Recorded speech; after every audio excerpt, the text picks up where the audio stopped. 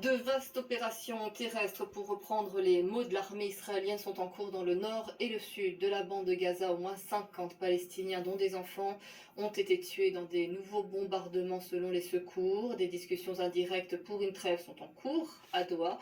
Mais Benjamin Netanyahou conditionne toujours l'arrêt de l'offensive à l'exil du Hamas et au désarmement du territoire. On parle de tout ça avec vous, Stéphane Amar, vous êtes notre correspondant à Jérusalem.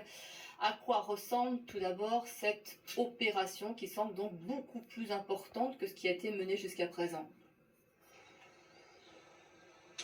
Alors c'est une intensification de l'opération terrestre, comme vous le disiez, mais avant cela, eh bien, il y a des bombardements intensifs qui ont eu lieu cette nuit et ce matin, des bombardements qui visent les infrastructures du Hamas et notamment les hôpitaux, puisque l'armée israélienne affirme que le Hamas s'abrite sous les hôpitaux, abrite des infrastructures militaires sous les hôpitaux, avec, on l'a vu, un nombre de morts extrêmement important. Depuis plusieurs jours, il y a quasiment une centaine de morts palestiniens, alors essentiellement des terroristes du Hamas, dit l'armée israélienne, essentiellement des civils, disent les autorités locales. Il y a effectivement des femmes, des enfants qui sont touchés dans ces bombardements intenses. Ces bombardements sont suivis donc d'une entrée en force de l'artillerie israélienne, des blindés, de l'infanterie qui sectionne littéralement la bande de Gaza du nord au sud, créant des corridors de façon à empêcher les forces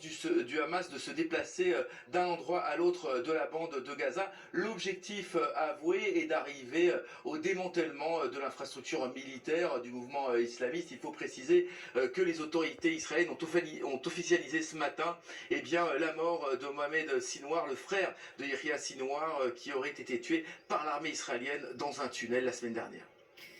Les négociations indirectes se poursuivent, mais un accord sur la trêve semble malgré tout assez difficile à atteindre, je le disais tout à l'heure, Stéphane. Alors Benjamin Netanyahou n'a cessé de le répéter depuis plusieurs mois, il veut négocier sous le feu, c'est-à-dire exactement dans le contexte actuel, alors qu'une offensive de grande ampleur se déroule dans la bande de Gaza. Il y a effectivement des négociateurs israéliens qui se trouvent à Doha avec un mandat très clair, obtenir la libération de tous les otages. Je vous rappelle que plus d'une cinquantaine d'otages se trouvent encore entre les mains du Hamas dans la bande de Gaza, dont une vingtaine seulement seraient encore vivants, mais aussi l'exil des principaux dirigeants du Hamas, c'est-à-dire l'éradication du groupe armé Hamas dans la bande de Gaza, ce que pour l'instant bien sûr refusent les gens du Hamas, mais ils se sont montrés, alors même que l'offensive, on le disait, s'intensifie dans la bande de Gaza, ils se sont montrés relativement ouverts à la négociation, puisqu'ils ont dit qu'ils acceptaient de négocier sans condition préalable un accord avec Israël. Merci beaucoup.